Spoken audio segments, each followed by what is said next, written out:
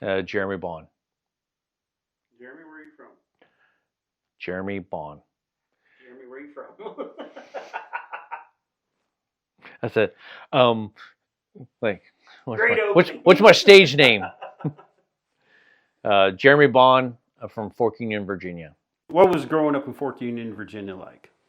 It was cool. It was looking back. I didn't realize how fortunate I was to have the childhood that I had. You get on your bike with your friends, or you go in the woods and play army, and mom didn't know where you were. And you're out there with the boys having fun and breaking into abandoned houses, and it was pretty cool. Looking back, I mean, kids these days, they don't they're missing out. So, what made you join? So I've always liked the military. There's a pizza place there in Fork Union, and I'd go pick up a pizza for my mom or something, and had some Marine Corps flyers. I was like, oh man, this is cool. This guy in camo paint and everything, and I was kind of interested and stuff, but I was a little intimidated. I was still a kid, and then it was in my high school years that a good friend of mine now, he moved to town and went to the military school that I went to, and his dad was in MACV-SOG in Vietnam. So him and I deer hunting and stuff, and his dad every once in a while telling a little story, a little snippet here and there, and it really like piqued my interest. And he really wanted to go in the military. That's what he was going to do. So he was going to go and be a ranger in Third Ranger Battalion, and so I was like, oh yeah, I'll go in the military too. What? Did we just become best friends? Yep. I could have gone to college, play baseball, but I was tired of school. I didn't want to do any more school, and I was like, let's do this military thing. So you chose Army right off the bat over any other branch? Yeah, 100%. He was going in the Army. I was going in the Army. I was like, yeah, I'm going to go in the Army. So the Marine Corps thing kind of dissipated, because I, talked to recruiters and stuff like that. And I talked to the Army recruiter. That's the only recruiter I talked to. But I was like, yeah, I watched some Ranger videos, some old school VHS tape Ranger videos. And I was like, that's what I want to do. What MOS or job did you want to do when you first got in? So I went and so at the MEP station, they it's like a used car salesman. They try to sell you whatever job that they're lacking, and they wanted me to be a medic or engineer or something like no, I want to go and do Army stuff. That didn't appeal to me. I want to go hopefully maybe shoot somebody one day. And so I was like, dude, I'm gonna be an infantry guy. So I went as 11 Bravo infantryman.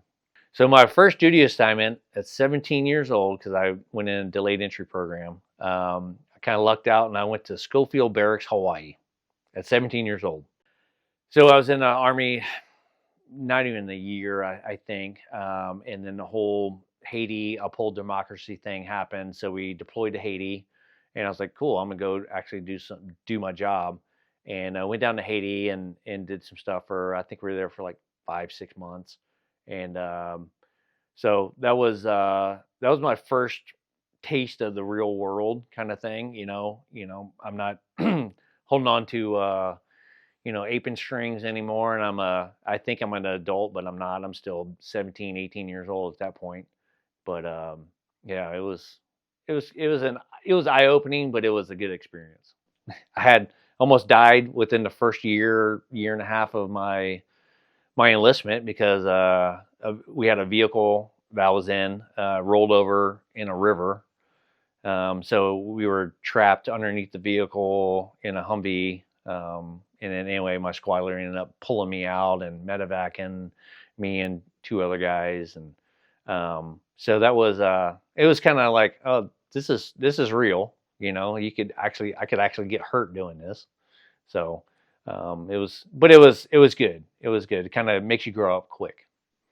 So after Haiti, went back to Hawaii, and the unit ended up disbanding, and so they were looking for different places to send soldiers, within the division, and so I think I had 2 years in at the time, and they said you can re-enlist early, and I was like, yeah, I want to jump out of planes.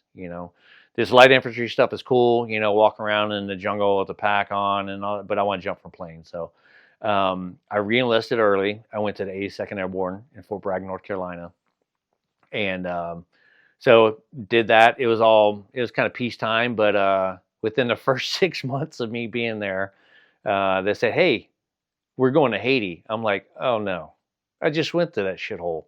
So there I was, going back down to Haiti, down in Port-au-Prince, and did some security stuff and presence patrols and stuff. I did go to pre-ranger when I was in the 82nd, and I can't remember. There's something that happened. I got hurt or something, or maybe I didn't meet the cut or something like that.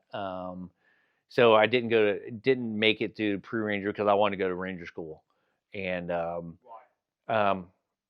Why what? Why did you want to go to pre-ranger school? Well, I wanted to go to ranger school. There's always, it's always like that carrot dangling in front of you. You always want to do something, and that's just as me, who I am. I always want to do something, make yourself better. If I'm going to be in the Army, I'm going to be the best Army dude that I can be. And so you're always striving to be better at your job and get as much training as you can. So I was kind of like a sponge. I was still young. I was wet behind the ears, and just wanted to be better and do better, and get some more accomplishments under my belt. So my time in the 82nd was coming to an end, and I was kind of grateful for that because there wasn't a lot going on, and I ended up getting married while I was there, and the woman that I married, she was going into the Navy. So when she went in the Navy, she was going in as a linguist, and a Vietnamese linguist at that. So there was different duty stations. The one duty station that she could be assigned to was in Hawaii. So obviously you're a married couple, Navy and Army. There's not a lot of Navy and Army bases close to each other. So one of the bases that were close to each other was in Hawaii. So we came up with a plan, and we decided I was like, I'm going to go back to Hawaii, and she's going to be there, and my new spouse. Yep. So she was in the tunnels there, right outside of Schofield. I went back to the 25th Infantry Division and went to 114 Infantry Battalion, and I did 3 years there. So while I was there,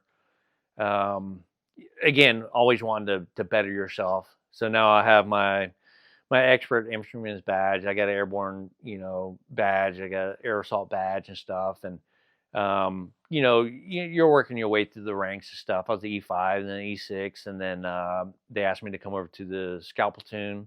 So I went over to the scout platoon and did scouts, light infantry scout stuff for a couple of years. And I've always wanted to go back to ranger school. I always wanted to go back and do that. Actually, I need to back up. Go ahead. Keep rolling. So I did go to ranger school in 82nd. I just remembered that. Oh. I did go. You just remembered that. I just remembered that. I did, but I got hurt. So when I was in the 82nd, I did go to pre-ranger. I went through that process and then got a slot for ranger school.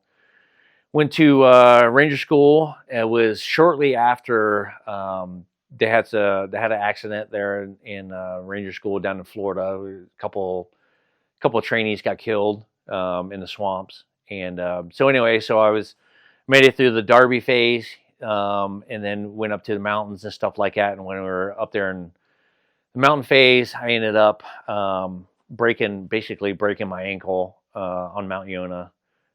It was a series of bad circumstances that happened, but basically, rock climbing and stuff. My boot sole came apart, and I ended up falling and getting my foot lodged in some rocks. And so I got recycled. I got recycled to the next class, hoping to restart to be well enough to restart with the next class. And they ended up putting a cast on there. And so I went back to the 82nd, licking my wounds, kind of head down, head between my legs, and just, you know, I thought I was a failure, you know. But hey, injuries happen, you know. When and why did you want to join the Special Forces? When did you make that decision that? So I just finished Rangers. So when I was in 114, I went to Ranger School, and again, I'm always trying to better myself, not just for me, and you know, just kind of a litmus test to see if, hey, can I do that? You know, and put yourself through that. And so I had a buddy go through Ranger School, and then I was in the next class and went to Ranger School. And after that, I was like, man, you know, you kind of put these guys within special operations at a different, you know, like, oh my God, these guys are, you know, the tip of the spear. It's unattainable goal. I can't do that, you know. But I just finished Ranger School, and I was like, I could do that. You know, I've done this. You know, I've graduated Ranger School, and so I came back from Ranger School. There was a recruiter, a Special Forces recruiter, came to Hawaii. They do briefings, and was doing this briefing and stuff. And the way it worked at the time, I'm not sure if it still does, but the unit sends you to Ranger School. So it comes out of their schooling fund and all this stuff. So they pay for you to go to school and all this stuff, right? So they want to recoup some of that cost. So you have to stay within the unit for a year before you can transfer somewhere else, you know, for the leadership aspect of it. And you know, push that knowledge down to the younger soldiers. And so Special Forces recruiter came, and I went to the briefing and like, hey, what do I need to do? And just kind of, you know, toying with the idea of going to selection. And he goes, I said, hey man, I just graduated Ranger School. Apparently I got a year I have to wait before I can go. He goes, no man, you can go now. He goes, no, that the Special Forces trumps, you know, this 1 year waiting period and everything. So, so that was good to hear. A little nervous. Yeah, I'm not gonna lie. And I was like, all right, cool. It's obtainable. I think it's totally obtainable. And so I went back to the unit, talked to my first sergeant, and he was pissed. He wanted his time out of me. And so anyway, I told the recruiter that I was getting a bunch of pushback and all this stuff. He made a phone call, and next thing you know, I have a date for a PT test to go, and then I have a selection date, and I went to selection. I've been in light infantry, airborne infantry for, you know, a few years, and I'm used to living in the woods and carrying a rucksack and doing all this stuff. So went to selection, a bunch of guys, and so you see some odd things there. Some guys show up obviously unprepared, doing road marches and stuff in jump boots, and you just see some stuff and like, what are you doing, man? You're gonna kill yourself. And went through selection, which is very cool experience. And I'm like, okay, so now I'm toying around with being in this next tier of guys, and you know, the professionalism and the instructors and stuff. Even though you didn't have a lot of instruction there in selection, it was basically a gut check and see if this is the candidate we're looking for. And What kind of stuff did they test you on? so they would have you do a road march, and you didn't know if you were, you know, there's a start line, there's a finish line. They tell you kind of the course and say, hey, don't. You know, you don't know if it's 2 miles or if it's 20 miles. So they want to see if, you know, if the course is 22 miles long, you're going to give it your all for 2 miles. But if it's 20 miles long, you know, they want to see that decent pace and that decent, you know, the guy who puts all his eggs in one basket and burns himself out in 2 miles and like, oh no, it's 20 miles. Yeah. Well, that's probably not the guy you want. You want the guy it's even keel across the board. And that kind of, he knows his limits and stuff like that. So, um, recovering down pilots, which is it's a duffel bag full of sand, and you and your teammates and stuff have to move this thing from point A to point B. Point B could be 10 miles away. So you make it through selection, and they send you back to Hawaii at 25th. Kind of walk me through what happens after this once you get back to your unit. So I got back to Hawaii after selection. I got selected. First sergeant's even more pissed because now he's definitely going to lose me. And so I had a selection date, or a Q course date, qualification course date, to start in like a month or so.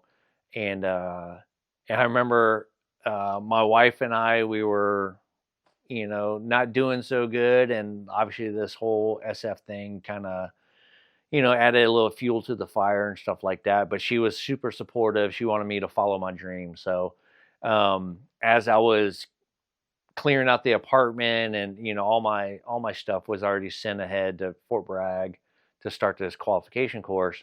I remember in my apartment, I had a TV that was given to my neighbor.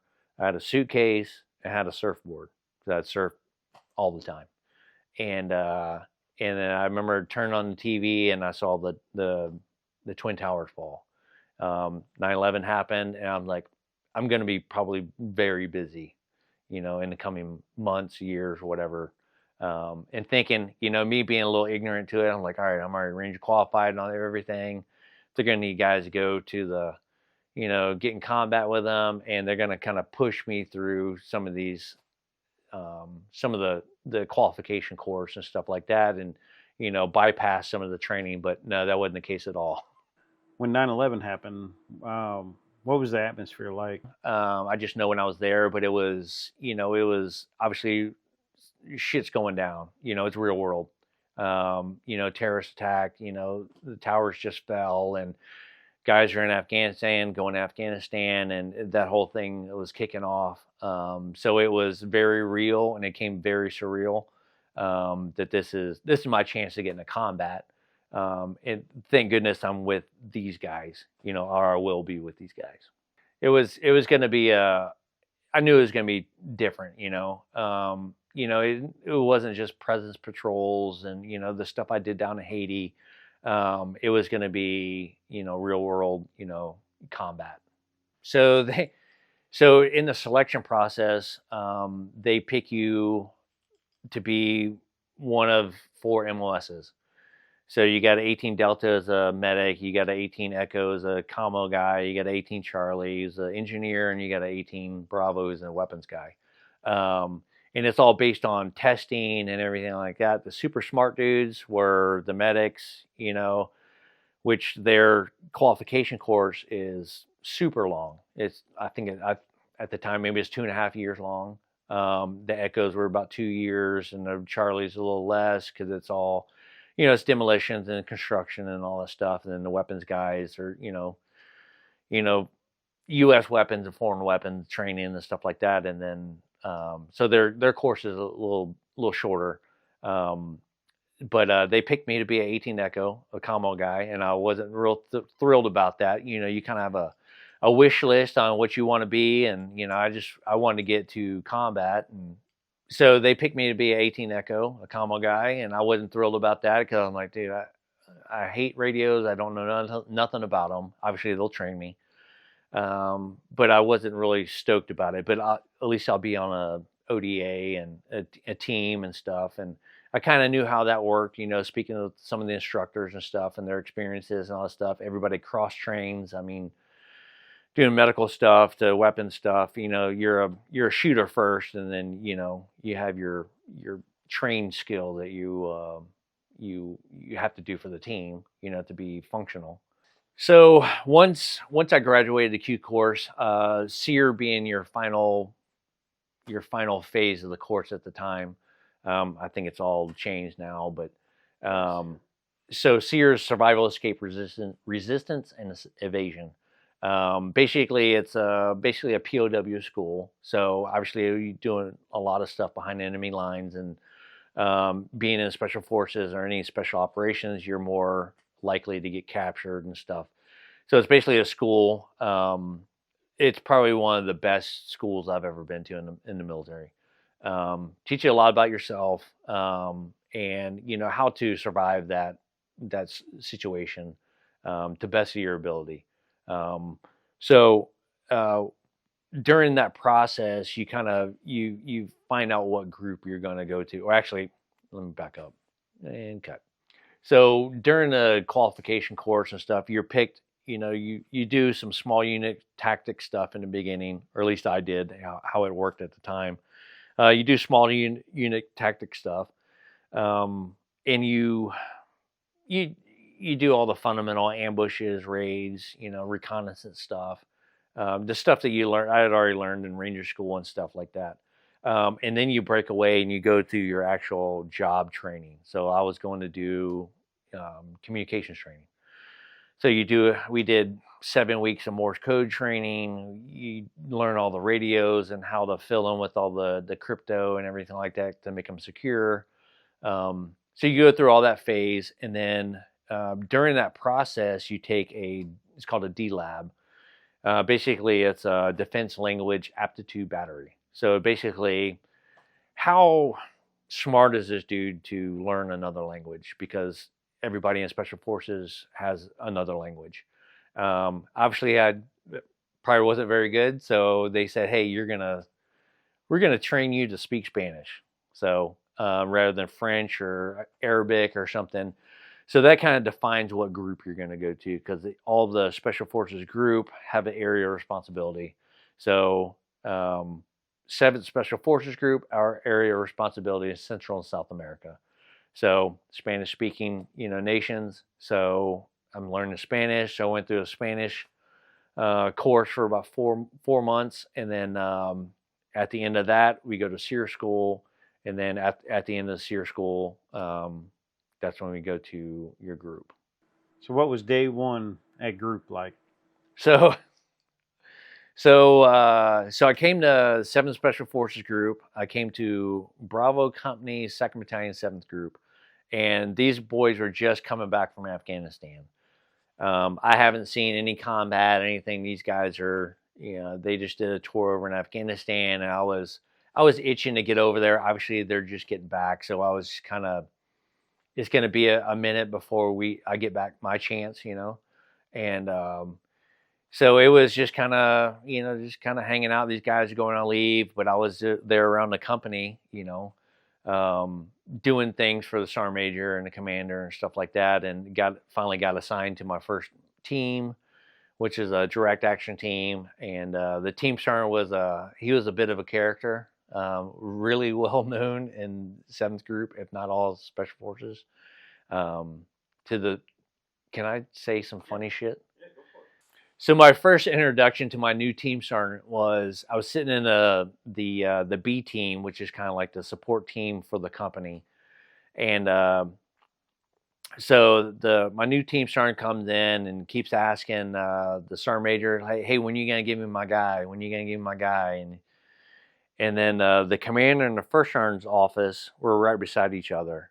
And I'm sitting there, and he walks out of the sergeant major's office into the commander's office, and he goes, "Hey," all I hear is, "Hey, sir, are you the new commander?" And he goes, "Yes." He goes, "Hey, well, my name's Bobby."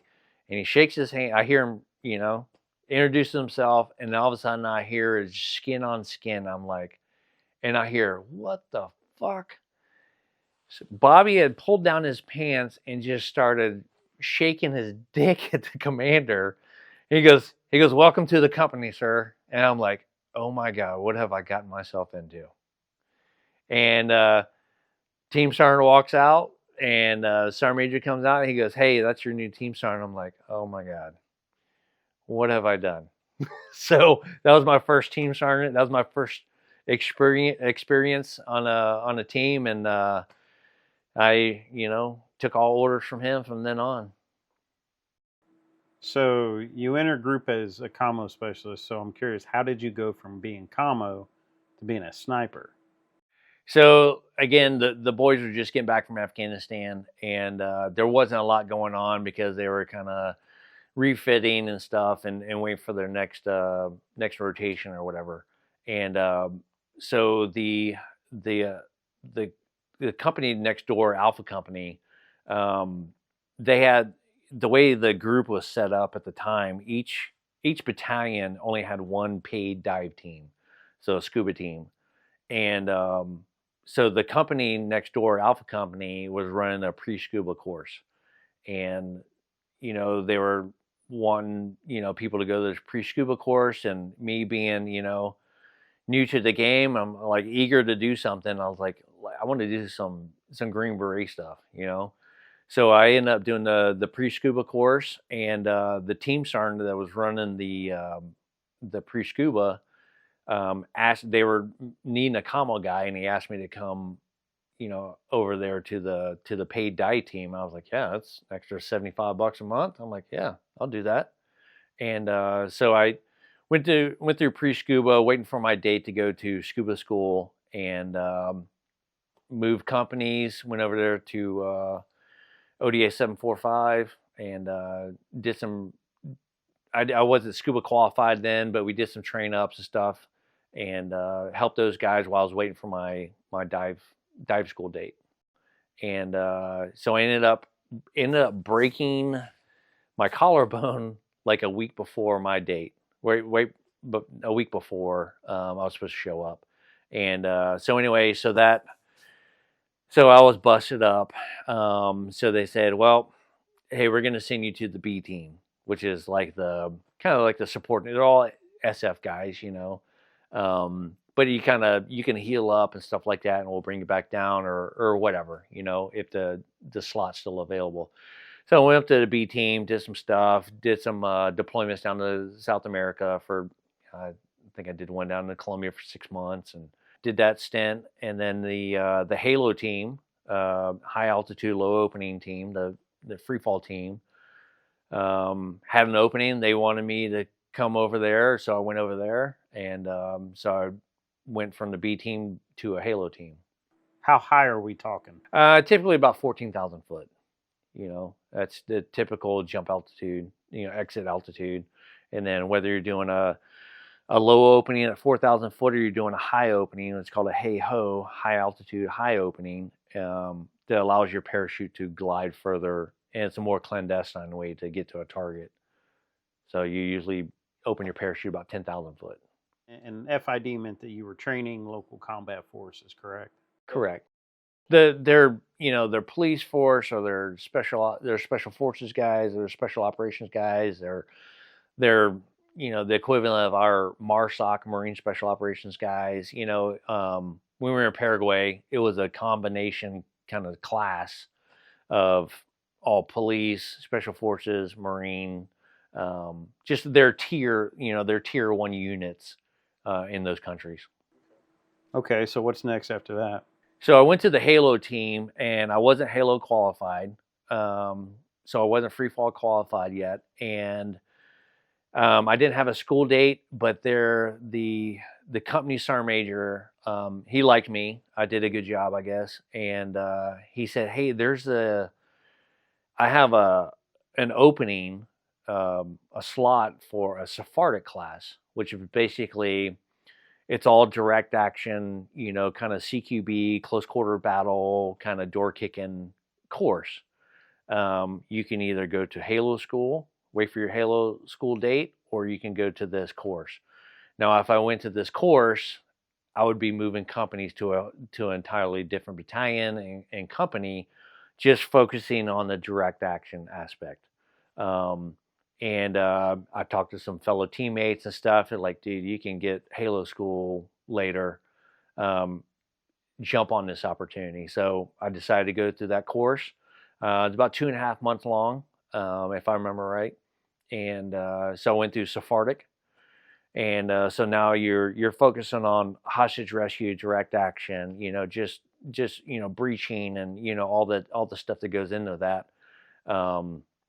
So I went through that course, and once you graduate that course, I ended up going to Charlie Company, 3rd Battalion, 7th Special Forces Group, which is, they call it the CIF, Commanders in Extremis Force, and basically They have a different mission set, different funding, and everything like that. And it's basically, it works kind of hand in hand, augmenting like Delta or CAG, um, Delta Force, and SEAL Team 6 and stuff, because you have kind of the basic rudimentary you know idea how everything works, and tactics and everything like that, assets and use of assets and everything. So I ended up showing up to Charlie Company. They had it basically, even though I just graduated the course, you still had to do an interview. So I sat down with a bunch of the team sergeants from the company and the sergeant major, and they just grill you on different things, and then they say yes or no, and they said, "Hey, come on over." So that's why I ended up in Charlie Company. Okay, so now you are with the SIF. How did, or what was the process for you to become a sniper after that? So it's kind of a long story. So so I came to the SIF, did some training and stuff like that, and then it was about, I think it was 2006. We're getting ready to go to Iraq. So we went to Iraq. First combat. Correct. So went to Iraq, and I was on a DA team, a direct action team. So kicking indoors, chasing down high value targets and doing the stuff that I initially joined to do. It's been a long road to get there. I kind of look back and I'm like, man, I should have done this SF thing a lot sooner. But like, I waited 10 years of my career before I actually got on a team. But here I am. So I'm doing the direct action piece. So I did that. We came back from Iraq, and the sniper detachment said, "Hey, we want you to come down to our detachment." And I was like, "Yeah, like, I mean, it's, I love the direct action piece. I do also love, snooping and pooping, sneaking through the woods, and getting intel and doing the sniper piece. And I know that if I went down to the sniper detachment, the Iraqi detachment, that I get Halo school, and I get also our it was called SODIC at the time, but Special Operations Target Interdiction Course, Special Operations Target Interdiction Course. So basically our sniper course. So I could, I would be able to get that training, and again, always trying to better yourself, trying to, test the limits. Like, I can do this, I can do this, I can do this. And I'm, like a sponge still, trying to get all the training and, be as valuable as I can to other guys. So 2006 is my first taste of combat, and I was excited. Obviously you're nervous. I mean, you're going to be tested on in combat. Thank goodness I was in the unit I was, and I had the training that I had. The experience, it opened my eyes to a lot of different things, a lot of different assets, and a lot of different capabilities and stuff like that we have. It was very good. Basically got my feet wet, and we were up in northern Iraq. We were doing split company operations, so like half of our company was up in northern Iraq in Al Asad. That's where I was. And then the other half of the company was down in Baghdad and Green Zone and stuff, and doing their operations. And so it was good. And then probably about 2 months into that trip, we got the commander got a phone call, and it's like, hey, there's a SEAL platoon down here in Baghdad that they need kind of some dudes to go down there and, I wouldn't say babysit, but like, they need some help. And so they picked 7 of us to go down there, me being one of them. So left Al Asad, went down to Baghdad, and linked up with the SEAL platoon, who was training this emergency response unit, ERU, training these guys. And it was kind of a rotational kind of thing. They would give them a week of training on the range and in the shoot house. And we go and do missions for a week, and then the Iraqi guys would go on leave or go visit their families for a week, and then, but it was a never-ending cycle for us, as we either training or doing combat stuff, and then we weren't doing that with the ERU, we would augment the ICTF, which is the Iraqi Counterterrorism Force, and doing missions with those guys, whatever they need help with.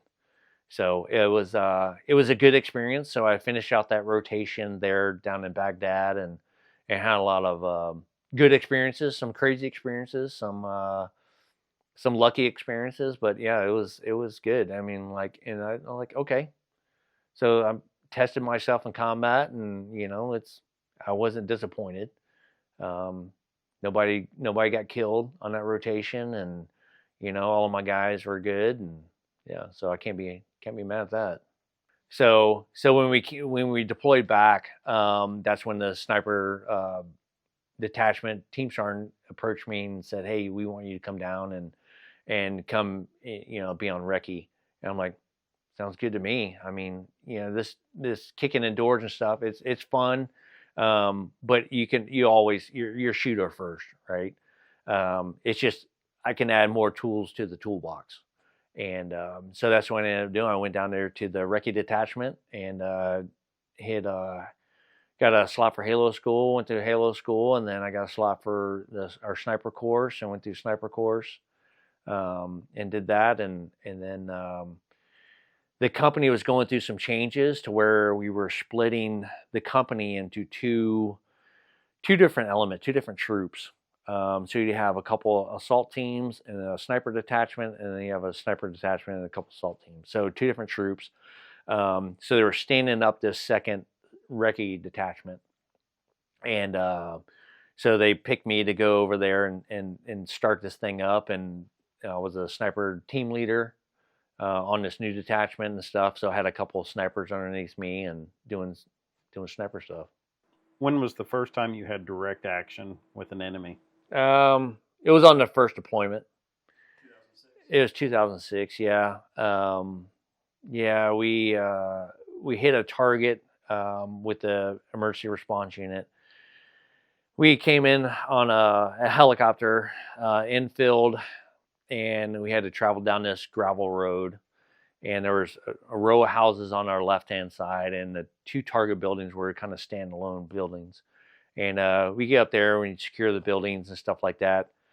The team makes entry. I'm in the basically in front of the house in the courtyard, kind of pulling security. And one of the SEALs that was with us, I hear him, he ends up shooting a guy up on the roof, and calls out on the radio, and then we're doing what we call sensitive site exploitation, SSE. And basically ripping the house apart, looking for cell phones, weapons, and caches and everything. And they're doing that, and somebody yelled out, the buzzword for, hey, this thing is rigged to blow. So it was basically, there was a bed, it was rigged with explosives, and it was hooked to a car battery and a cell phone. So at any minute, if that phone rang, the entire structure would go down. So they yelled out on the radio, so that just means everybody get out of the building. So as that was going on, I'm over watching the row of buildings, and I see the front gate on the front gate on a courtyard open up, and I see this guy walk out. And I'm, it's 2:00 in the morning, I got night vision and everything, and I see this guy walk out, but he's not carrying a weapon that I could see. And so then, so he starts walking over towards my warrant officer, my chief, standing over there, probably about 10 feet from me. And I'm looking at him, and I hadn't said anything to him or anything. I didn't yell anything or nothing. I'm just kind of lazing with my laser and looking for a weapon or something. And I had no interpreter near me. But and then I saw the front sight post of his AK. And he was getting ready to shoot my warrant in the back of the head, or the back. And so I opened up fire and, took him out. And then I was like, wow, this is what it feels like. This is it. Yeah. So anyway, took care of the threat. And then my warrant didn't even know what happened. He turned around and he's like, what are you doing? I'm like, dude, And he turned around and sees the guy laying right there 5 feet from him. And he's like, holy crap. I'm like, yeah, you're good. You're good, man. So it was kind of a running joke for a while. That was his personal security and stuff. But yeah, my little JP personal security detachment. How far away was the shot? Oh, he was like 5 feet from me. Yeah, so he was close. Was that the only engagement that you had? We had numerous firefights and stuff like that. You know, you get in a tick. You know, troops in contact. You know, a firefight and in the streets, and you know, we get in firefights every night. And the way our targets would go down is like you have a couple set targets. You know, each high value targets you're going after to kill or capture. Hopefully you capture them, but like if they're not wanting to be captured, then and you know they pose a threat, then we're going to take them out. But so we're always hitting numerous targets a night, and then one of those targets you do some battlefield interrogation and stuff like that, and he rats out his neighbor, he rats out his cohort down the street, and so it just leads on to multiple targets all throughout the night. So you're just taking down guys left and right. So in firefights every night. There's some pretty pretty interesting targets we hit, and yeah, but none of the guys were hit, or none of the U.S. guys were hit. A couple of Iraqis were hit and stuff, but it just goes back to your training and stuff, How long are your deployments? So our typical deployments weren't. They weren't. I'd say probably the longest deployment over in Iraq was probably about 5 or 6 months, if I remember right. But the thing is, so our deployments were shorter, but they're more frequent. And then obviously, when you come back, so like a regular Army dude, he might go do 6 months or a year deployment, but he's not going to probably get back on that rotation schedule for another year. So they're back at home station, and stuff. But we kind of did the math, and we were gone about 9 months out of every year. So whether it be 6 months in deployment, you come back, take a week of leave, visit family and stuff like that, and then you're off to doing training and doing training, and then next thing you know, you're getting ramped up for the next deployment. So when was that next deployment? So that next deployment, because of all the training and stuff I was doing, it wasn't until 2010. And at this point, you are sniper qualified. Yeah, I was on the Iraqi detachment, doing sniper stuff and running a sniper cell, and we were in Mosul at that time. As a sniper, what kind of weapon systems did you use? So for the snipers, we use the SR-25 as a 308 or 7.62 sniper rifle, but we did have 300 Win mags and Accuracy International 300 Win mags and stuff, but they're just long and stuff. And then obviously you're in an urban environment, the SR-25 is a gas gun, so it's repetitive shots.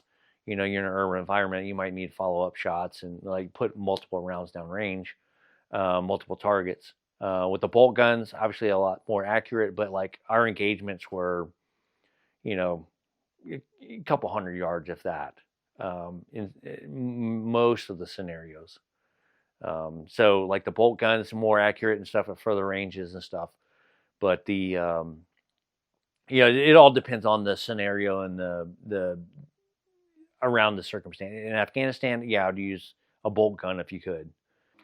So I was a sniper team leader. So how our, and when we deploy, we basically hit the ground running. So basically, I think we relieved a 10th group team that was there, and there were some stragglers from Delta. Still there, and we were kind of ripping out or like relief in place with those guys. And you basically hit the ground, usually come in at night, you hit the ground at the airport, and they pick you up, you go back, and the next night you're doing hits again already. So there's no there's not a lot of, there's no downtime. You know, you're boom, it's go, go, go. And you're hitting 3, 4, 10 targets a night. So it's for 6 months. I mean, it wears on you. So you, and those, you know, some of those are planned targets, and then some of those are follow on. And, you know, there's, you know, some intel came down while you're on target and you have to go hit another target. So, it was very fast paced. So it was very busy trying to get these guys. Was there any certain high value target that you remember from that deployment? There was there was a guy that we watched through our, you know, our ISR platforms and stuff like that, the fighters overhead. You know, we watched this guy for several days. We called him the Fat Man. We didn't know who he was. You know, most Iraqis are skinny dudes, and but this guy stood out. He's fat, and you know, he's like, this guy is somebody, and obviously he showed up on our radar for a reason. So we watched him for a few days, kind of build a pattern of life and something actionable to action a target. And so so being on the Recce detachment, it was kind of crazy how we wouldn't get up on the rooftop of that building. We would eventually, but we would climb from way down the way, and we jumped rooftop to rooftop until we got on the target building for that element of surprise. And so this one night we ended up doing that. And as I'm sitting there with the lady who in our command center, basically, who controls the ISR platforms and tells the sensors to move a certain way and to look at different sides of the building. Well, it was my job as a sniper detachment leader this is where we're going to climb on the building, and then we're going to go and we're going to get up on the target building to gain that element of surprise and have that overwhelming force on the rooftop for scorters or whatever. And so as I'm sitting there with her, I'm looking at the target building and the adjacent building next to us. It had some weird structures on top, and we couldn't see exactly what that was. And I'm like, well, I'll find out what it is in a few hours. And we didn't know what it was. And it was right beside, on the other side of the target building was a big graveyard. And so anyway, so we get up there, we climb, and the assault force is kind of staging back and stuff to get that element of surprise. So once we're set, the assault force comes in, blows the doors, and goes in there, and we get our guy. And so get up on top, and it was what we were looking at, you know, from 15,000 feet from the ISR platform. It was a bunch of cinder blocks. So basically, the building adjacent to us was under construction. So it was basically a bunch of cinder blocks and stuff stacked up, and like, okay, mounds of sand and everything. And so we were up there. We get up there, and we knew we'd been watching this guy for several days, so we knew he was there. We got the authority to action the target. So we get up there. We're on the roof, and we're set. Assault force comes in. They blow the door. They do their piece, and they call it dry hole. The guy's not there. I'm like, there's no way that guy's not there, because we have had surveillance on him for several days. And so I jumped over basically a little ledge there onto the building that was under construction, and kind of looking around, and I remember there was like a skylight, kind of like a cutout in the roof and stuff, where they would build stairs or something. But it just kind of looked down in there, and this is again at 2 o'clock in the morning, 3 o'clock in the morning, so it's dark. But I got night vision on, and so I'm kind of looking around, and I hear all the chatter on the radio, and I just happen to look down in that hole with my laser, and there's the guy we were looking for. He had jumped into the window of the adjacent structure, and he just squatted down, sitting there. And I'm like, that's our guy. That's the guy we've been looking for. And I noticed that I didn't call out anything on the radio and stuff, because I'm probably 3 feet in front of him, but he's, another story down. So he's right there. And, if I said anything, he would have heard me. And so I'm just sitting there, I'm lazing him and stuff, and I'm looking at him. And he had something in his hand. I could see he was sitting there with something in his hand, and there was a belt I remember there was a belt on the ground. And I was like, it's weird. And I'm looking at him, and I finally decided to just yell something to him and to see if he would move his hand. I could see if it was a weapon or what, and I'd call the assault force over. And anyway, he moved his hand, and he had a pistol. So anyway, I ended up shooting him and taking him out. And so as I was shooting, it was crazy because as I was shooting him, like kept hearing this snap, snap, snap. So my rounds were going in him, hitting the concrete wall behind him, and coming back at me. So basically, I was kind of shooting at myself. He was dead, but the pistol was still in his hand. So I was like, he still poses a threat to the assault force and stuff. I mean, he's got one last breath in him. I don't want him to squeeze around. And so anyway, so I, put my laser right on his hand and ended up shooting a pistol out of his hand. And anyway, kind of a shame because it was a nice pistol. It was a CZ. It was a decent pistol for over there. But anyway, the mag well blew apart and everything. But yeah, it was pretty cool. The radio starts going crazy because somebody's shooting and stuff. And I tell them we got, EKIA over here. So they send the assault force over there with the dog and everything like that. And it's pretty funny because I'm standing on target there watching them, and the assault force comes in and clears everything. And then I noticed behind his left shoulder, there was something. I was like, and I asked one of the assaulters, like, hey man, I go, what is that? He goes, dude, it's a bullet. I go, oh, I want that. So I didn't have a Leatherman or a Gerber tool on me or anything like that, but I asked my warrant. I go, hey man, you got a Leatherman or Gerber? And he hands me one and stuff, thinking I had a jam in my gun or I needed to fix something. Anyway, I drop it down to the assaulter, and he digs a bullet out of his shoulder. And so I was like, I want that.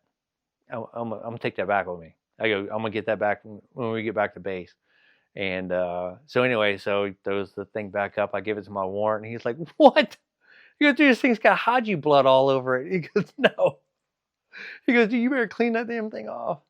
So anyway, we ended up throwing them in a body bag, throw them in the striker. We came in on vehicles that night.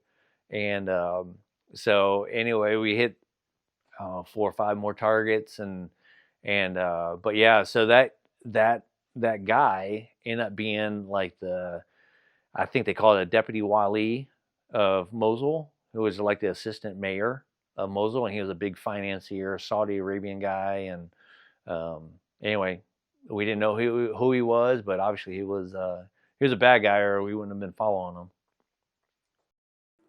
One thing we see in media when people talk about snipers is how they have confirmed kills. Did you keep track of your confirmed kills? No, it's to me, I mean, it's just me speaking. It's not a numbers game. It's just like you do your job and do it the best that you can, and I guess it goes back all the way to my early career. I'm always trying to obtain something else or trying to get some extra training, whether it be from, to better myself or better the unit or better the force. But like to get a number, no, it's, if I had to guess, I mean, you always remember the first dude you shot, because you're like, holy crap, I just popped my cherry, kind of thing. And so in my first kill was, even though, I had a lot of training and stuff, the guy was like 5 feet from me, I could have been Ray Charles and I couldn't have missed him. But, and then even when I went to the sniper detachment and started doing that piece, you'd shoot dudes or shoot, you're receiving fire from this guy, and next thing you know, you don't see him anymore after you return fire. So yeah, you probably killed him. But there's a couple obviously that you remember, just because it was up close and personal. Even when I was a sniper, on a sniper detachment, I mean, I still shot a couple guys close. You remember those guys, and it's just the situation is like, holy crap, the government has spent all this money in me to shoot guys from a long distance, and here here he is right here, like, oh man, where's the fun in that?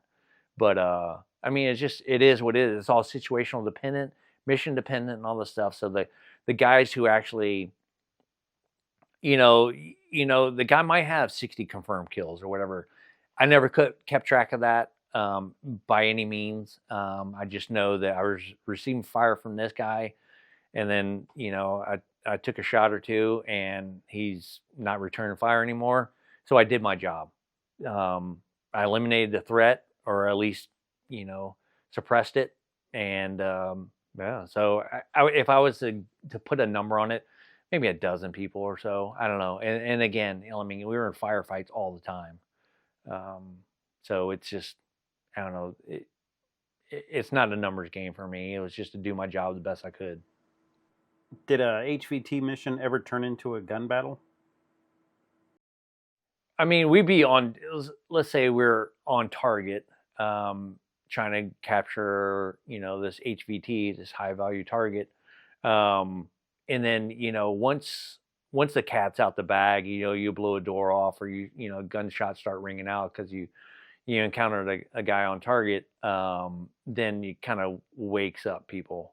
You have some looky-loos. People like, what's going on in the neighborhood, and then and then some. But sometimes it just stirs up the hornet's nest. Yeah, for us it started with dogs. Yeah, so when I was on target, like either if I was breaching, I would carry a little small shotgun for a breaching shotgun. But a lot of times I'd carry MP5 SD, which is suppressed, fully suppressed MP5. And I just used it for shooting out lights and shooting dogs. And, people are like, oh my God, you shot dogs. Like, the dogs over there aren't pets. I mean, they're just more of an early warning or anything like that. So like, yeah, I don't know. PETA would love me, I guess. So, and that brings me to another point, is another mission we did. So we got this mission came down that we need to get this HVT, and he was right on the Syrian border, and it's going to be kind of a low visibility thing. So I need a couple guys to go out there, and we basically, me, a medic, a combat controller, and the team leader went with us. And so we flew out there, and we landed at this checkpoint area right there on the Syrian border, and linked up with this Army National Guard unit. And what they were gonna do is they were gonna drive us to a vehicle drop-off location, and then we were gonna walk in and grab our guy. And so it was 4 of us. And so anyway, so I get there, and so how I have always been is, like, even though I'm a Green Beret and Special Forces, all whatever, Ranger and all this stuff, I don't know everything. So we landed at this little, I think it was a National Guard unit, man, this checkpoint, and one of the privates was there, and we get in there and we kind of do a briefing and stuff like that, where we need to drop us off and everything. And like, one of the privates is over there, and he was messing with some equipment or whatever like that. I'm like, I'd never seen it. I was like, hey, what is that? And he was totally amazed that, like, this Green Beret was there asking this private, like, I should know everything. Like, no, man, like, dude, teach me. And he was just like super happy to teach me, and whatever. And so anyway, so we finish that. We go and we get inserted, and we go walk to our target, and we get our guy. And the National Guard guys were waiting for us at a vehicle pickup location. And as we were leaving this target, this herd of dogs came out from the village, and they were coming, and I just pulled out. I had a suppressed 40 millimeter pistol, and I just started. Well, I guess they could pick us up on their FLIR units and stuff like that in their vehicles and stuff like that. Somebody shooting. You got troops in contact and everything like that. And anyway, we make it back with our guy and everything like that. They're like, "Were you guys shooting?" I'm like, "Yeah, we were shooting a bunch of dogs," and they couldn't believe it because the way we operated and the way the constraints and everything like that on the conventional forces, it was night and day. And to include ROE stuff, rules of engagement stuff. These poor guys, they couldn't shoot back unless they were being shot at, and like you clearly see weapons and stuff. I'm like, you guys are gonna get killed, man. You guys, I mean, bullet's gonna hit you before you even know what happened. If they pose a threat to us, we could, and that's the difference between conventional forces and yeah. special forces, right there. 100%. In a higher tier. Yeah, and that's what probably, unfortunately, got a lot of guys hit and killed. Did you ever have to evacuate any Iraqi army, Iraqi forces during a mission? Hell yeah. We were just there to fucking drop this dude off. It was me and this SEAL, this fucking corpsman, and that was it. And then like I was driving the vehicle and he was working on him in the back trying to keep him alive. We get to the fucking thing, they're gonna drop the guy off, and they're like, "Hey, you guys want to help with surgery? You guys want to help with this?" And me, not being a fucking a medic, I'm like, "Yeah, hell yeah, add this to the resume." So I was like, "Yeah," and he's like, "Oh no, this isn't gonna be like a 45-minute thing. He's got multiple gunshot wounds," and so he goes, "Are you recording?" Mm-hmm. So he goes, "Oh no." I go, "Yeah, let's do this." And so anyway, I end up scrubbing up. Me and him end up scrubbing up. We take off all our kit and everything. We smell like ass, and because we've just been running targets all night. So we're in the operating room, and I'm ecstatic. I've never been in part of a surgery other than being operated on. And so I'm all scrubbed up, and I don't know what to do and everything. I'm trying to play the part because I think the surgeons think that I'm a medic. And where is this taking place? This is in Baghdad. Okay. So the Air Force surgeons, they think I'm a medic. And I'm like, so I'm just playing the part, I feel like Chevy Chase, And so anyway, so they're sitting there and they got to crack him open. He's got, probably he's stitched up, from his, lower leg all the way up. So they're working on his chest and everything like that. And so they got him all cracked open. They said, "Hey, yeah, go in his legs and get those bullets out and everything like that." And I'm like, deal. And so I started digging around in there, and it was probably one of the coolest things. So like I found a bullet and I'm all excited. I got it into forceps and stuff like that. And the nurse brings over one of those little plastic, like banana shaped pans and stuff to drop the bullet in. And the surgeon grabs my hand and goes, "No." He goes, "Get the metal one." So he wanted me to drop the bullet in a metal pan. He goes, "Dink." He goes, "That's cool, isn't it?" I'm like, "Yeah, that's way cool." So anyway, so I dig a couple more bullets out of this dude's and his legs and stuff, and then now they're deep in him. They're holding his intestines and everything out of the way, and cracked his sternum and everything. And I'm like, this is awesome. I felt like Jeff Spicoli at Fast Times at Ridgemont High. I was like, gnarly. So anyway, so here I am holding guts and doing all this stuff, and like, I know, these guys don't know I'm not a surgeon or a medic or anything, but obviously we all have cross training, and I've done a lot of chest tubes and, Crike things. And so anyway, so I kind of get bored. I'm like, this is going to be a while. I'm like, "All right, man, we're out." And the surgeon looked at us like, "What? You guys are leaving?" Like, "Yeah, we were running on a reverse schedule, so we're working all night, and like the sun's already up. Like it's our time to sleep and go get some chow." And so yeah, we just we just like, all right, we're out of here, and we went and got some breakfast and went to bed. So it was pretty funny. I think that night I was running the M79, grenade launcher, because we still use those M79s, and I think I had a couple rounds in my pocket. I go, this? No, dump all your shit, man. Dump all your shit before we go in there. I was gonna keep one in my pocket, and during the surgery, I was gonna go, I found it. He was like, no. Do not bring any live ordnance in the fucking operating room. They will be pissed. Did you lose anybody close to you?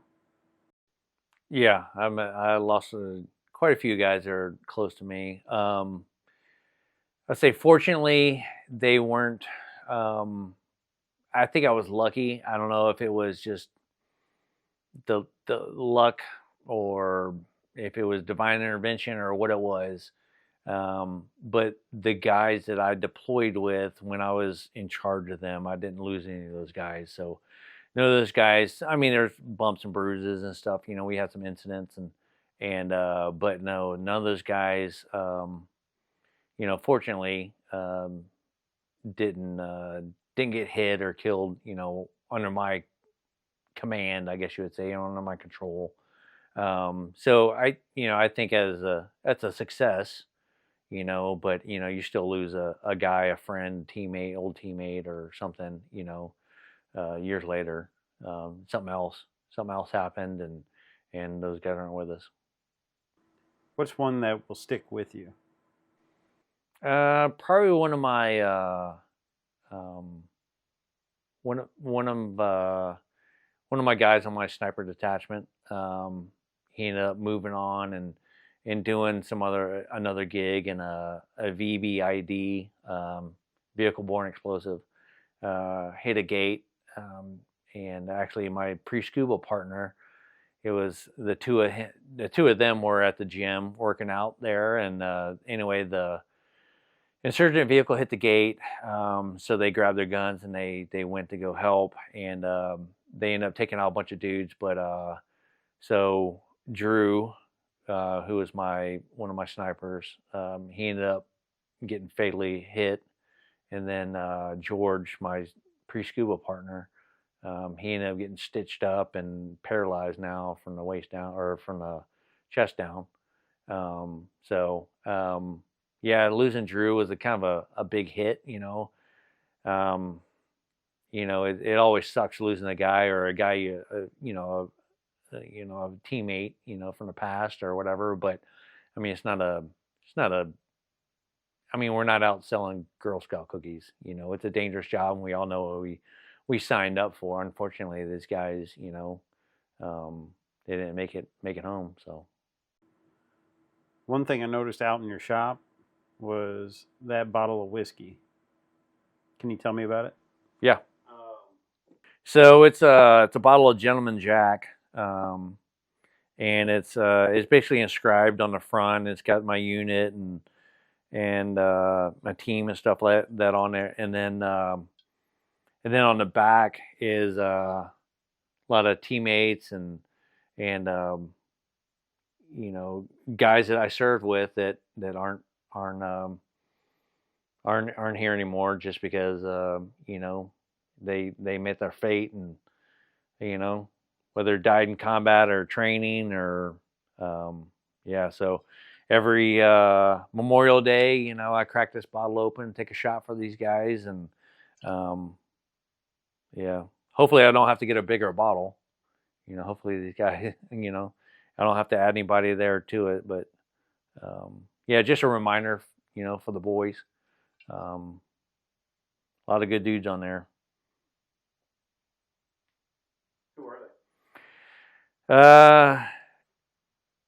Staff Sergeant Morales. He was on the team that I first went to. Yeah, one of the first teams I went to. Tozlowski. I went through the Q course with him. Cliff as well. Sergeant Major Watts. He was one of my first sergeants. Langmack.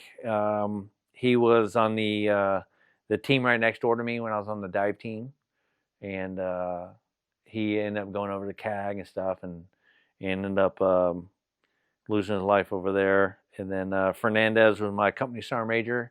He used to call me the Silver Surfer. He was a beast of a guy, a little Puerto Rican guy, but just a beast. And I remember we were packing our parachutes and stuff to go do a halo jump, and he was halo qualified, so he was jumping with one of the teams. And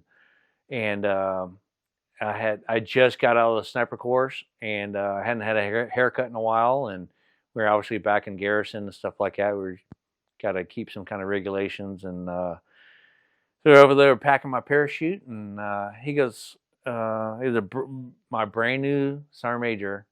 I'd been in the company a day, and I said, "Hey, how you doing, sergeant major?" You know, just making light talk, and he goes, he goes, "What's up, Silver Surfer?" And I was like, kind of confused. I'm like, "What are you talking about?" And then he put me in a headlock, and he grabbed my hair, and he goes, "You need to go get a haircut." I go, we just did the change of command ceremony the day before, and all the bigwigs from USASOC and everything came down for the change of command and change of responsibility, and and they you know, they congratulated him on him taking over the company, and he and then they said, "What's up with old Silver Surfer over there?" And I like the day before, I just got out of the sniper course, and so anyway, so that was a little running joke there for a while, and got a little call sign there for a while. Sergeant Major Thompson, he was my company sergeant major. Yeah, while I was in C-37. Sean McClory is a teammate of mine. He passed away as well. Sip, he was a Ranger as well. McKenna, again, he was my sniper, one of my snipers.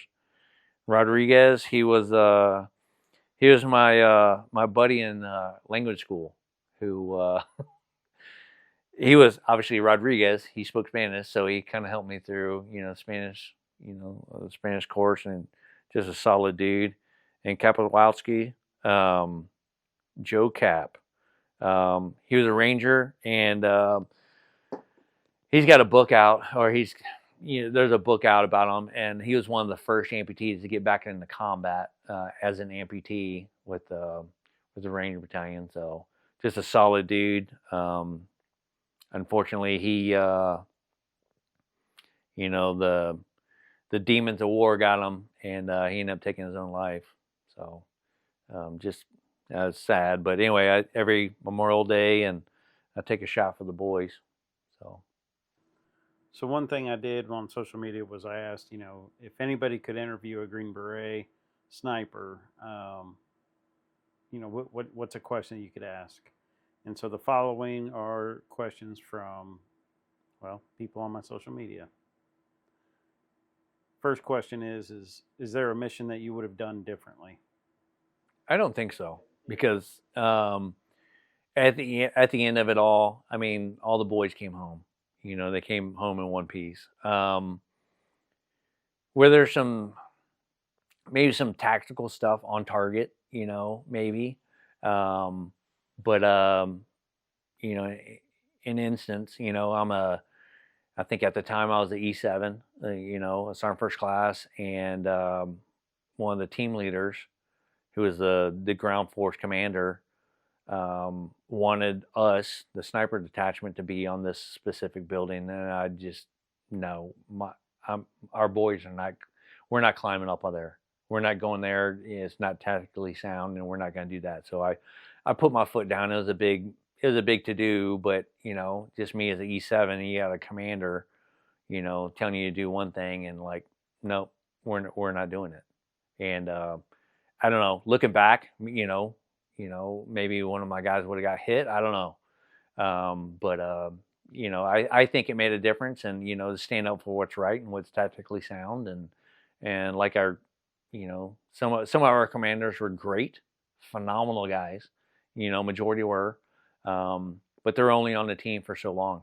And we used to joke around, we call them summer help because they're only there for, a year or two, and then they're gone. They're basically running a desk. So the team guys are the guys that have been there for a long time, and those are the guys you lean on. Another question is, and it comes from a Vietnam veteran, do you feel that you made a difference? I think so. In the hindsight is always clearer than when you're doing it, but I think I did in the grand scheme of things, while I was doing my job. And again, I've always been about just do your job. It's not about body count. It's not about this. It's not about that. Do your job. Do what you're there for. If it goes back to the politicians and all this stuff, why we're even there, that's not me. I'm just there to do a job, and I'm gonna do it to the best of my ability. I think that I did make a difference for some of the people, and especially over in Iraq and the insurgency and all that stuff. They're doing horrendous things to the population, and I think us squashing that evil as much as we could, I did make a difference. Knowing what you know now, would you go back? 100%. I would have done it sooner. I kind of drug my feet on the whole going SF thing, just because I didn't think that I was at that level yet. Maybe the maturity level, or maybe the training level, or I didn't think it. Maybe I had it in me to do it, to be that guy. But yeah, I would have done it, 100 times over. While out on a mission, somebody wanted to ask, did you ever have a close call? There are a couple of instances, one that really sticks out in my mind is, so we had hit this target there in Baghdad, and then we captured our target, HVT, high value target, the guy we were going after, and we had to flex over to a adjacent structure, a couple blocks over. We were a firefight on this target, and then when we flexed over to that target to get that guy, we got the same, they just repositioned and, started hitting us again. And so anyway, we hit that second target, pulling off after the target, and we came on this main avenue, and there's two major roads that kind of intersected towards Route Irish there in Baghdad. And Route Irish, if anybody knows, it's super heavily IED'd and insurgents, and it's just it's kind of like a shooting gallery for the insurgents. So as these two roads converged, we're coming down this avenue, and we started receiving gunfire and ambush, off to our right hand side, and we started getting hit and stuff. Like, we're returning fire, we're just cruising, and the way we operated, everything's blacked out. There's no lights, no nothing. We're running night vision. And so we're just screaming as fast as those Humvees will go, just trying to get back to base. And because we got our target. And so as the two roads converged, those same insurgents were shooting at another convoy on the other road. And they started returning fire and all this stuff. Next thing you know, that as the two roads started converging, we started getting friendly fire from the other convoy with 50 cals and everything. So they were shooting our vehicles up with 50 caliber machine guns and blowing antennas off, and luckily nobody got hit, but we had a gunship overhead that basically we didn't have comms with that other convoy, and it was they were running, it was a regular army convoy, and they were running all their lights and everything like that. So they see vehicles coming, converging on them, and they think it's a threat. And next thing you know, we're getting fire, and we come and we start paralleling each other. They cease fire, because of the help from the gunship and everything. And it was we're just kind of driving by them, like our vehicles are chewed up. and like we're on run flat, our tires are on run flat, so like, and then we're just kind of limping down the road, and they're like, sorry, yikes. So it was pretty close. I'm glad, luckily nobody got killed. I got another story too. So they said, hey, there's an ambush up ahead. We can see it with the sensors and everything, and we got two RPG. We could see two known RPGs. It was basically an L-shaped ambush, and so then they say, hey, you guys got the green light. Go ahead. And we're like, can you guys soften the target with the gunship? Like, no, we're worried about collateral damage and all, and all this stuff. And like, so now we know there's a known ambush up ahead, machine guns, RPGs, all this stuff. And we get the green light, and we're like, all right, boys, buckle up. It's going to be a bumpy ride. And we start rolling in there, and sure enough, we get hit by, heavy machine gun fire, RPGs and everything. And we were operating, there was a couple SF guys, some SEALs, and then we had some Iraqi guys with us. And so we get there on target, and to the safest place to be is inside those buildings. So we're getting ready to sprint to these buildings, and we had to turn around and pull the Iraqi guys out of the vehicles as we're getting obviously gunfire and getting hit all around the vehicles and everything.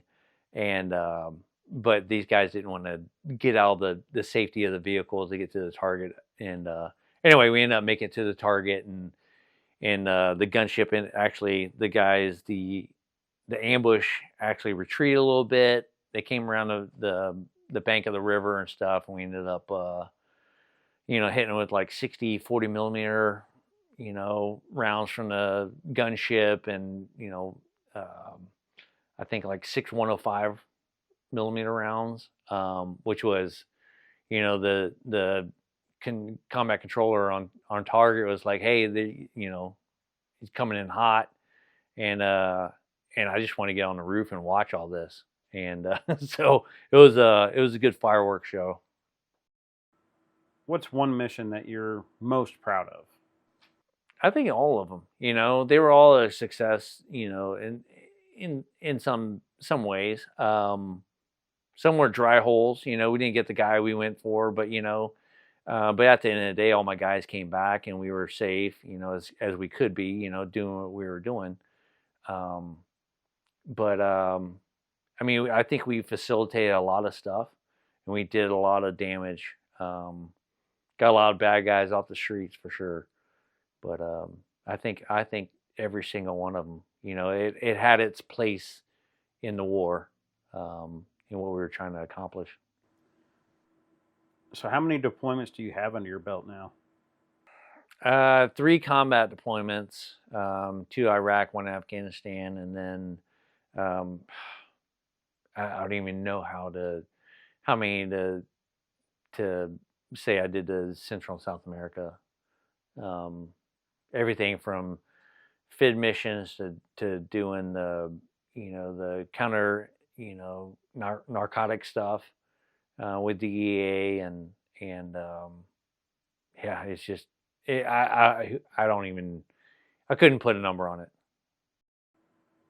Did you ever have to do any VIP protection duty? We did a Secret Service augmentation detail down in Guadalajara, Mexico for Obama. So we augmented the Secret Service. Obviously, we spoke the language and had extensive connections and stuff like that down in Mexico and Central and South America. So we went down there, augmented the Secret Service. Obviously, more guns on the ground and guys that had rapport in those countries and stuff. It's always beneficial.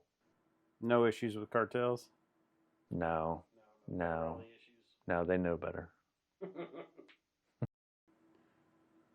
So how did your military career come to an end? So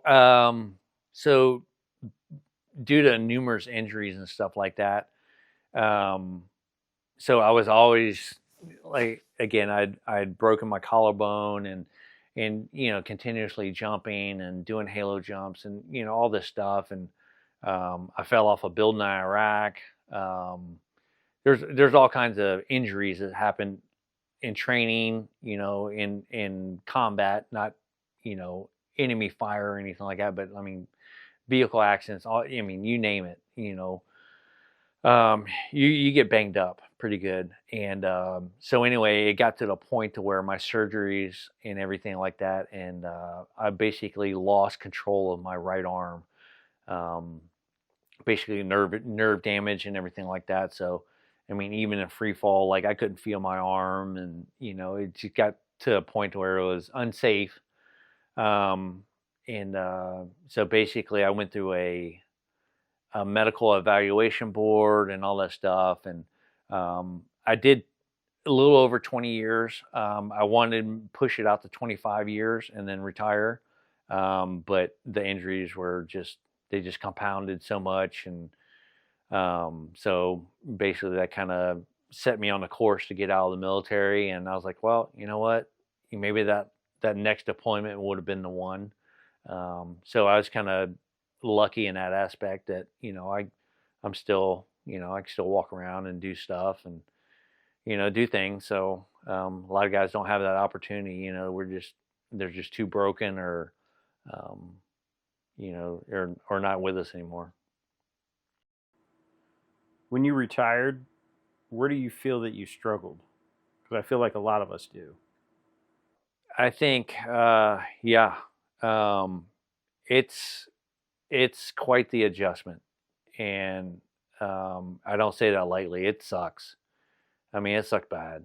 So you're with these guys, this group of guys, this team, this platoon, this squad, this whatever, these group of guys. The camaraderie in the military in general. So once you're, hey, your number's up. Hey, thanks for playing. See ya. And that's about it. So like my retirement was basically that.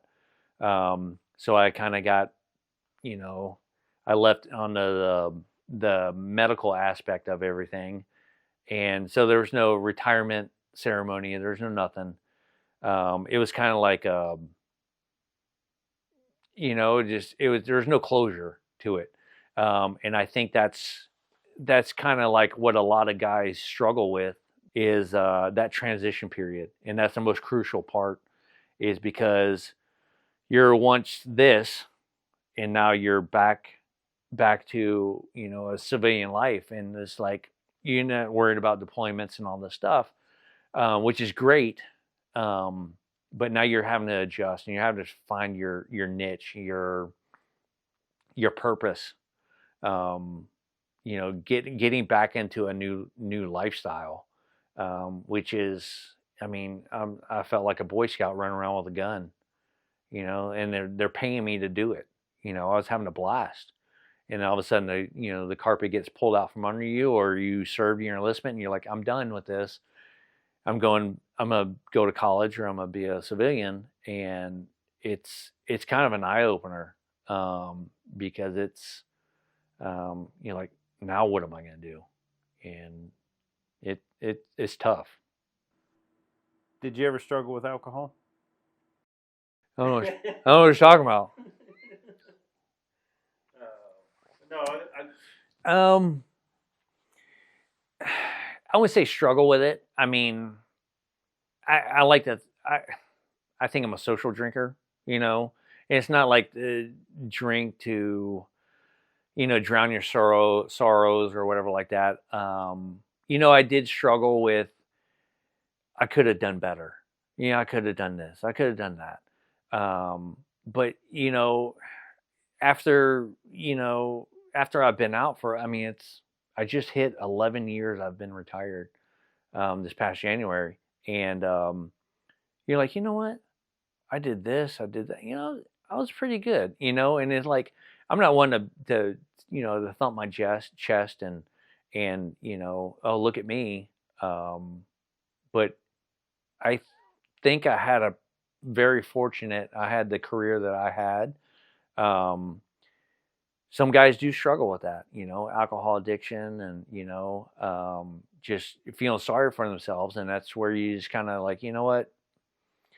I'm pull myself up by the bootstraps and no, I'm not. I've been through all this. Like, how am I going to let this, dictate the rest of my life? I mean, you've already won the war. Don't let this be the final chapter, and be your the thing people remember you as. Yeah. What about, did you ever struggle with like PTSD or anxiety or depression? For me, I would say no. Yeah, there was. I mean, it always sucks hearing about a teammate, that died or whatever. As far as like anything I did, in the military on target or anything like that, no. I don't think I personally struggle with that. I wish I could do it again. I wish I could do it tomorrow. I wish I could be doing it right now. It's always. It's a personal thing. I've always wanted to do more. I've always like, let's do this. I can do this. I can do this. And that's, those are personal goals or personal, tests. You test your character, you test your ability and stuff. And like, okay, if you fail, well, at least you probably learn something from it. Yeah. So how do you stay active? Like, what are your hobbies now that you're out? Stuff that'll keep you busy. I love hunting. And I think it goes back to the military aspect and everything. You're preparing for a mission. You're going to execute that mission and stuff, and you do all the things to prepare for it and to be successful. So bow hunting is one of my passions now. Not that I'm a sniper, but I'd rather I'm always looking for a challenge. If you haven't noticed, so something more challenging to do, is something, it takes a little bit more focus and drive. And so I really got into bow hunting and stuff like that. And so one of the things I do is I bring disabled veterans here to hunt. And it's not that everybody needs the hunt, but I know the guys who need the hunt. And a lot of the guys are from the special operations community. They would never ask for help. But I, being one of those guys myself in the past, is like, I'm glad somebody reached out to me and said, hey man, you want to do this? And like, yeah. And then it kind of like put a new log on the fire, if you will. And just kind of kept me going, and like, oh man, it's almost like, the military aspect that I've been doing for 20 plus years. Just trying to, you got some war gaming, and you got some prep and everything you got to do, and then the execution and everything. So it's been great. And also last year I just hiked the Appalachian Trail, which is 2,200 miles. Started last March and ended in August, and so that was a 2,200 mile journey of sleeping in a tent, and yeah, it was an adventure, but it was something I'll never forget, and I don't regret a single second of it. So we're sitting in a room full of firearms. In this room, which weapon is your favorite? They're all my favorite. Yeah. Well, probably my favorite bolt gun is this one. It's basically, it's a 308. It's a Sig Cross. Super lightweight, so I use it a lot for hunting and stuff. One of the things I really like about it is it has a collapsible stock, so you can collapse it down, throw it in your backpack. That's pretty slick. So predator hunting, I have a night vision clip on in front of it to use my existing reticle on my scope. So it basically just clips on and off, hunting daytime. And then if I want to go hunt at night, I can just clip that on there and use my existing reticle. And then if I need some extra illumination, I have a Pac 15, which is an infrared laser I use with my night vision goggles, and I got a Surefire suppressor on there. So, chambered 308. It's I love this gun just because it's really good shooting. It's smooth, it's light, and it does the job.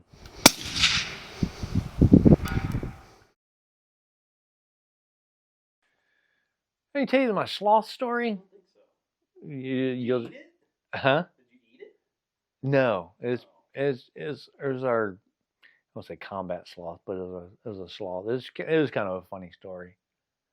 So on one of my trips to Colombia, we were working out of the embassy in suit and ties and everything like that, trying to build target packages. At the time, the United States, we had 3 hostages down there. They had I forget from what agency. Anyway, the bird ended up getting shot down or crashed or whatever. So the FARC had 3 American hostages down there. They executed one on site at the plane crash because they couldn't move them, and the other 3 they held captive for several years.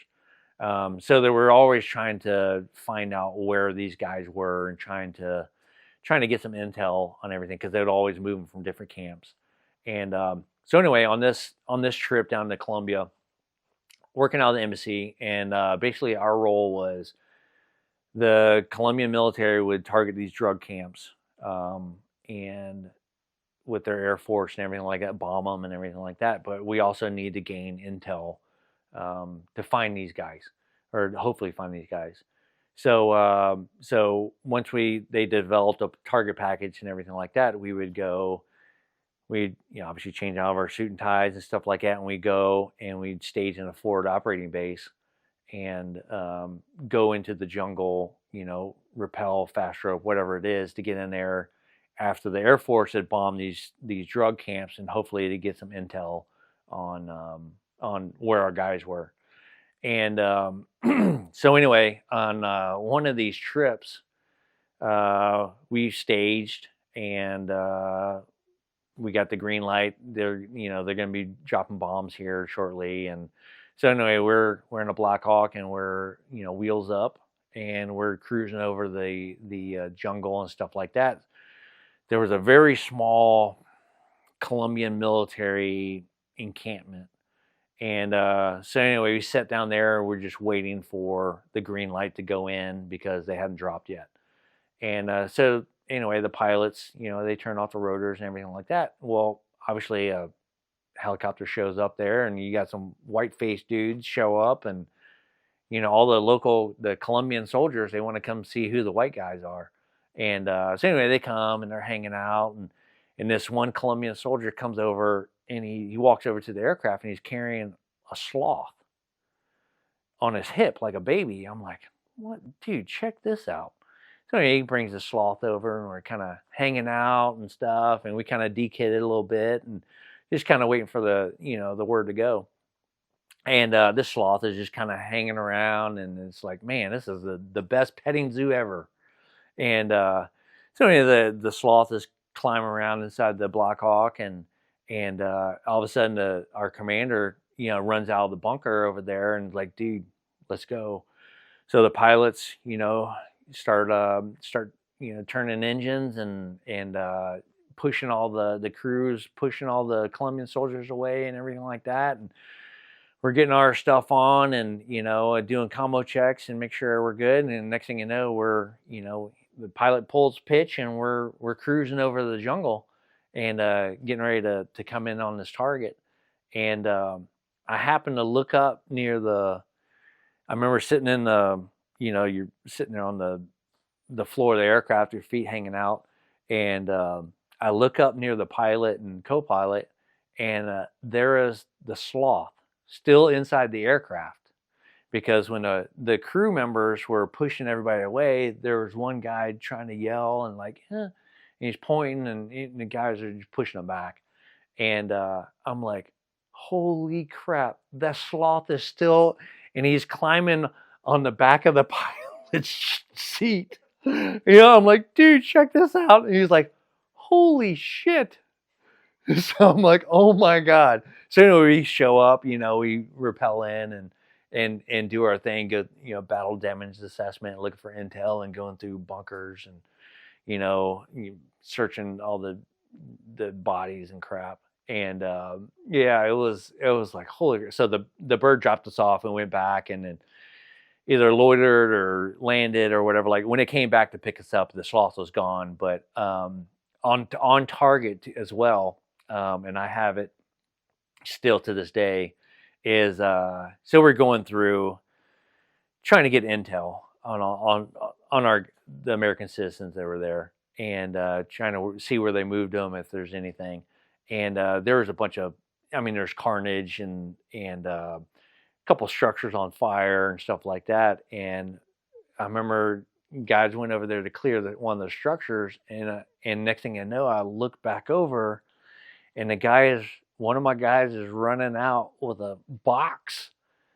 And in the background, you see the structure on fire, and he's running out with a box. He goes, "That thing is full of rum." He goes, "That whole building's full of rum." So he saved a box of rum. So anyway, we obviously, when we got back, we celebrated and stuff like that. But I still have one of those bottles of rum from that target. It was pretty cool.